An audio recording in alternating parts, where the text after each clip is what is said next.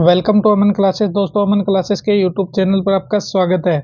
प्यारे दोस्तों, हमारी रीजनिंग की इंपॉर्टेंट क्लासेस चल रही थी जिसमें हमने पार्ट्स बहुत सारे कंप्लीट कर लिए। आज एक और नए पार्ट्स में दोस्तों आपका स्वागत है। कैसे हैं आप सभी?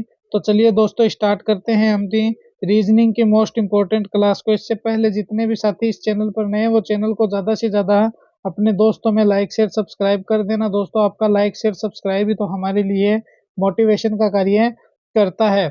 तो दोस्तों स्टार्ट करते हैं। हमारी रोज रीजनिंग की दोस्तों सुबह शाम क्लासेस चलती है जिसमें हम रीजनिंग डालते हैं, और दोस्तों इसके अलावा जीके की, जीएस की और भी करंट से रिलेटेड बहुत सारी क्लासेस दिन भर चलती रहती है। तो जो दोस्तों ज्यादा से ज्यादा इसे शेयर कर देना। देखिए आज का अपना पहला क्वेश्चन, वह आरेख चुनिए जो दिए गए वर्गों के बीच संबंध का सही निरूपण करता है। तो डॉक्टर है, रोगी है, फिर मनुष्य हो गया। तो इनमें से दोस्तों कौन सा वो आरेख बनेगा जो डॉक्टर, रोगी और मनुष्य के बीच आपसी संबंध को सही बिठा देगा। तो मैंने आपको पहले ही कहा था प्यारे दोस्तों कि एग्जामिनर जो होता है वो बहुत ही इजी इजी क्वेश्चन देता है, मगर दिमाग का खेल है सभी का सभी। जो दिमाग में सही सेट होता है वो कर देता है, जिसके दिमाग में नहीं आता वो नहीं कर पाता। तो ये क्वेश्चन कैसे सोल्व होगा, देखिए। देखिए मनुष्य जो है, जितने भी प्रकृति में इंसान है वो सभी किस में आते हैं? मनुष्य में आते हैं। डॉक्टर का रोगी से क्या संबंध है? तो देखिए डॉक्टर जो होता है वो रोगी का क्या करता है प्यारे दोस्तों? इलाज करता है, और इलाज करने के बाद रोगी क्या हो जाता है? ठीक हो जाता है। मगर जो रोगी है मगर जो रोगी है दोस्तों, बीमार होने पर वो क्या करता है? डॉक्टर की सलाह लेता है और डॉक्टर से दवाई लेता है। इसलिए रोगी की भूमिका अलग है, डॉक्टर की भूमिका अलग है। तो सबसे पहले क्या बनेगा? मनुष्य बनेगा। मनुष्य में ही दोस्तों कौन आते हैं? डॉक्टर आते हैं। और मनुष्य क्या होते हैं? रोगी होते हैं। वह भी इंसान होता है, डॉक्टर भी। और जो रोगी होता है दोस्तों वह भी इंसान होता है। मगर ये दोनों किस श्रेणी में आते हैं? तो ये दोनों मनुष्य की श्रेणी में आते हैं। तो बी अपना क्या हो जाएगा? करेक्ट आंसर हो जाएगा। तो दोस्तों इस तरह से एग्जामिनर हमें नॉर्मली क्वेश्चन पूछता है। देखिए नेक्स्ट क्वेश्चन पे चर्चा करते हैं। निम्नलिखित प्रश्नों में दिए गए विकल्पों में से संबंधित संख्या को चुनिए। तो दोस्तों जैसा कि मैं आपको हर पार्ट्स में यह बात रिपीट करता हूं कि जब 3 या 4 अक्षर हो दोस्तों तो उनके टुकड़े नहीं हो सकते, इससे ज्यादा होने पर टुकड़े कर लिया करो। मगर यहाँ पर कितने हैं? अपने मात्र 3 ही अक्षर है। तो देखिए दोस्तों इनका आपस में क्या रिलेशन बनेगा? 175 से 26 किस प्रकार बन रहे हैं दोस्तों, और फिर 156 से दोस्तों आगे क्या बनेगा? ना मुझे पता है ना आपको पता है, ये सब तो क्या है निकालना पड़ेगा। तो सबसे पहले देखिए स्क्वायर के द्वारा देखते हैं। ऑप्शन क्या कह रहा है? 23, 24, 25, 27। देखिए अगर 1 का स्क्वायर करेंगे तो 1 आ जाएगा। इसी प्रकार 7 का स्क्वायर करेंगे तो 49 आ जाएगा। इसी प्रकार दोस्तों किसका? 5 का स्क्वायर करें तो 25 आ जाएगा। तो ये तो दोस्तों बहुत बड़ी संख्या हो गई। इनको तो कवर करना गलत है, क्योंकि यहाँ पे तो 75 आ रहा है, मगर यहाँ पे तो अपना कितना है? 26 है दोस्तों। तो इस तरह से हम स्क्वायर करके तो कर नहीं सकते। अगर दोस्तों 175 में आप 26 का भाग भी लगाओ तो भी दोस्तों अपने नहीं मामला सेट होता है। अब देखिए क्वेश्चन कैसे सोल्व होगा दोस्तों, बहुत ही आसान ट्रिक है। इस 175 को उठाओ यहाँ से, इनको प्लस कर दो। 1 प्लस 7 प्लस 5 तो कितने आ जाएंगे? 1 प्लस 7 प्लस 5 कितने होते हैं दोस्तों? तो देखिए 6 और 7 कितने होते हैं? तो 6 और 7 अपने होते हैं 13। कितने होते हैं? 13। जब 13 को आप 2 से मल्टीप्लाई करोगे कितने आ गए? 26 आ गए। 26 नजर आ रहे हैं क्या? बिल्कुल नजर आ रहे हैं। इसी प्रकार देखिए 1 प्लस 5 प्लस 6, तो 5 और 7 कितने होते हैं दोस्तों? तो 5 और 7 सर 12 होते हैं। 12 को 2 से मल्टीप्लाई करेंगे कितना आया? 24 आया। 24 ही अपना क्या हो जाएगा? करेक्ट आंसर हो जाएगा। 24 कहीं नजर आ रहा है क्या? बिल्कुल सर सी में नजर आ रहा है। तो सी अपना क्या है प्यारे दोस्तों? करेक्ट आंसर हो जाएगा। देखिए नेक्स्ट क्वेश्चन, बहुत ही शानदार क्वेश्चन है। निम्नलिखित प्रश्न में दिए गए विकल्पों में से संबंधित अक्षरों को चुनिए। तो इनमें दोस्तों D N Q E M R B U H फिर क्वेश्चन मार्क है, इनमें से क्या संबंध होगा? तो देखिए डी के बाद क्या है? A B C D E. तो प्लस 1 कर दिया, प्लस कर दिया। फिर एन के बाद एम है। तो देखिए जे के एल एम एन। तो देखिए माइनस एम एन होता है, तो माइनस 1 कर दिया, प्लस 1 कर दिया। क्या कर दिया? माइनस 1 कर दिया, प्लस 1 कर दिया। पी क्यू आर फिर प्लस 1 कर दिया। तो देखिए पहले प्लस 1 है, फिर माइनस 1 है, फिर प्लस 1 है। इसी प्रकार देखिए बी का क्या हो जाएगा? सी। बी का क्या हो जाएगा? सी। T U. तो दोस्तों यू के पहले क्या आता है? टी। तो सी टी हो गया। फिर जी एच आई हो जाएगा। क्या हो जाएगा? आई हो जाएगा। सी टी आई कहाँ नजर आ रहा है प्यारे दोस्तों? ए में नजर आ रहा है तो CTI अपना क्या हो जाएगा, करेक्ट आंसर हो जाएगा। तो देखिए कितनी इजी है दोस्तों रीजनिंग, आप समझ पा रहे होंगे कितनी इजी सब्जेक्ट है रीजनिंग, मगर फिर भी न जाने क्यों अपने क्वेश्चन गलत करके आ जाते हैं। देखिए निम्नलिखित प्रश्न में दिए गए विकल्पों में से संबंध को चुनिए। तो जिस प्रकार दोस्तों गाजर है, फिर जड़ है, फिर सेव है, तो ये किस में आती है?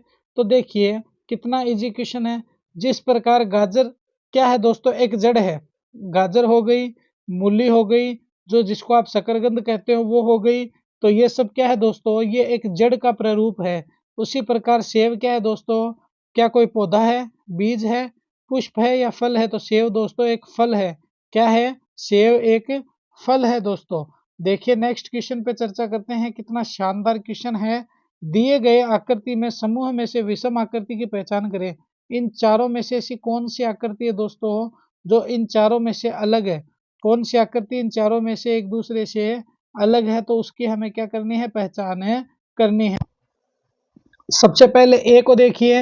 ए में क्या दोस्तों, एक चतुर्भुज बनाया हुआ, क्या बनाया हुआ, चतुर्भुज बनाया, उसके अंदर एक छोटा चतुर्भुज बनाया हुआ। तो पहले बड़ा चतुर्भुज फिर छोटा चतुर्भुज। ये देखिए ये दोस्तों एक गोला है, पहले बड़ा गोला है फिर एक छोटा गोला है। इसी प्रकार डी को देखिए दोस्तों, डी में क्या बनाया हुआ है, एक बड़ा त्रिभुज और एक छोटा त्रिभुज बनाया हुआ है। तो दोस्तों इनमें तो करेक्ट है, मगर इसमें देखिए ये एक तो त्रिभुज बनाया हुआ है, इसके अंदर दोस्तों एक चतुर्भुज बनाया हुआ है।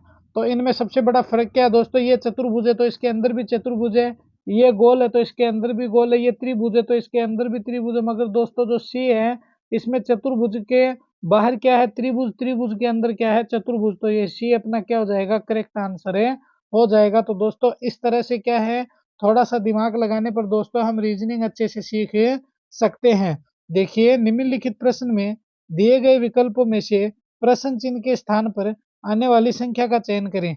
तो देखिए दोस्तों इनमें क्वेश्चन मार्क के स्थान पर क्या आएगा वो हमें निकालना है। देखिए 8 + 6 कितने होते हैं? तो 8 + 6 सर अपने होते हैं 14। तो 14 दोस्तों ये तो 49 है, तो ऐसे भी नहीं होगा प्लस करने पर।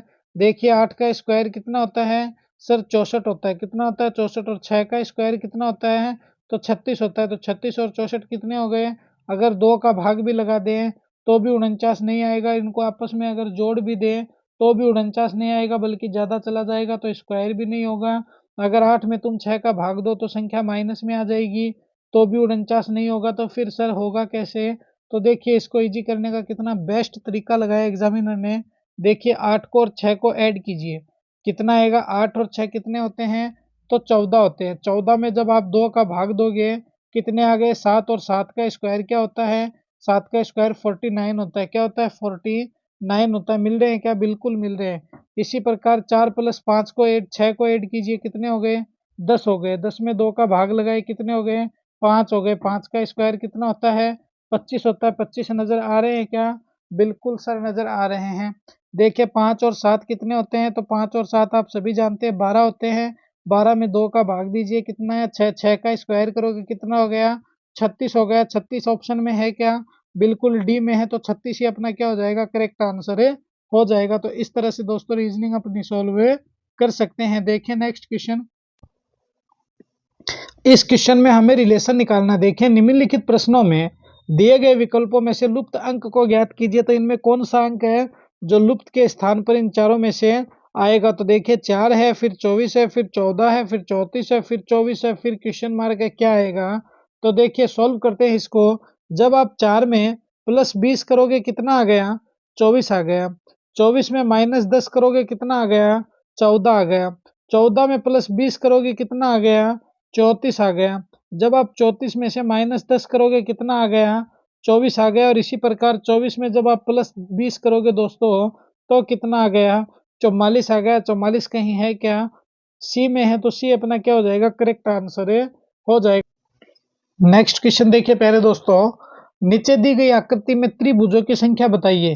तो इनमें से कितने त्रिभुज है वो संख्या हमें निकालनी है। दोस्तों मैंने आपको कहा था कि एक तो हम त्रिभुज की दोस्तों अलग से क्लास डालेंगे, उसमें मैं आपको एकदम शॉर्ट तरीके से बताऊंगा कि त्रिभुज हम कैसे निकाल सकते हैं। और एक दोस्तों आप ध्यान रखना, रीजनिंग को जानने के लिए सबसे इम्पोर्टेंट चीज है दोस्तों, एक तो बोर्ड मास का नियम सीख लेना कि बोर्ड मास का नियम हमें क्या कहता है। इसके बाद दोस्तों एक थोड़ा इंग्लिश भी आपको कंठस्थ याद होना चाहिए कि कितने नंबर पे कौन से अक्षर आ रहे हैं।